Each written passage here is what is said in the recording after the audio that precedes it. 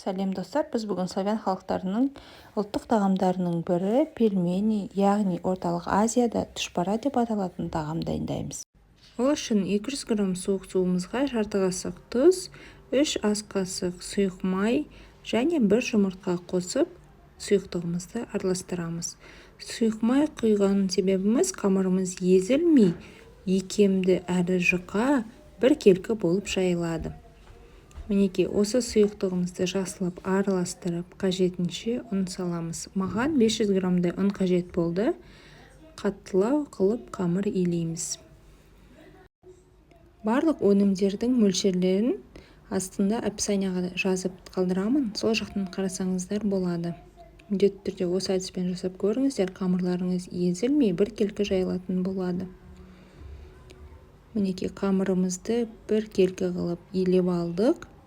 Енді бұны тындыру үшін салфанымызға салып, мұздатқышқа жібереміз. Енді начинкасын дайындаймыз. Фаршқа қажет мөлшерде пияз, дәміне қарай тұз және бұрышын саламыз.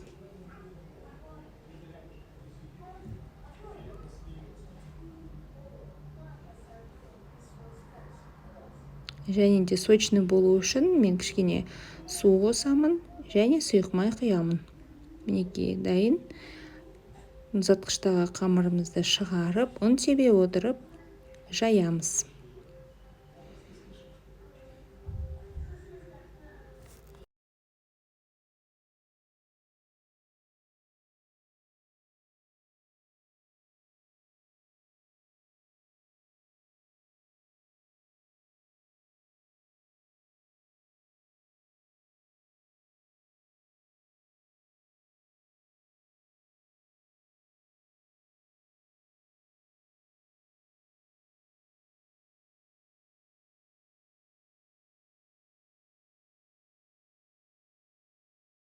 Мінекей, қамырымызды тегісте жайып алдық. Енді қажетті формада дөңгелекшелер кесеміз.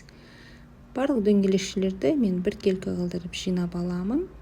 Осылай маған ыңғайлы. Енді тұшпара түйеге кірісеміз. Міне видеода көрсетілгендей, бұл тұшпараның түйу әдісі. Тұшпараның екінші түйу әдісімен келесі видеода бөлісемін. Ол жерде қамыр артылып қалған жағдайда оны жайып, қалай кесу керектігін көрсетемін және қалай түйу керектігін көрсетемін. Сол жақтан көрсеңіздер болады. Әдетте дөңгелектеп кескен кезде қамыр артылып қалады. Сондай болмас үшін екінші түрін көрсеңіздер болады. Мінекей, мен тұшпараларым дайын. Осындай біркелкі болып шықты. Енді қайнап тұрған суға тұзымызды қосып, тұшпараларымызды салып қайнатамыз. Тұшпаралар бетіне шыққаннан кейін 5-6 минуттай қайнатып алсаңыздар жеткілікті, дәмін көріп ұсынсаңыздар болады. Сонымен қатар сорпа дәмді болу үшін лавр жапырағы мен түйіршіктелген қарабұрыш салсаңыздар болады. Мінекей, дайын болды. Астарыңыз дәмді болсын. Дәміне қарай бұрыш, қаймақ қосып ұсынсаңыздар болады.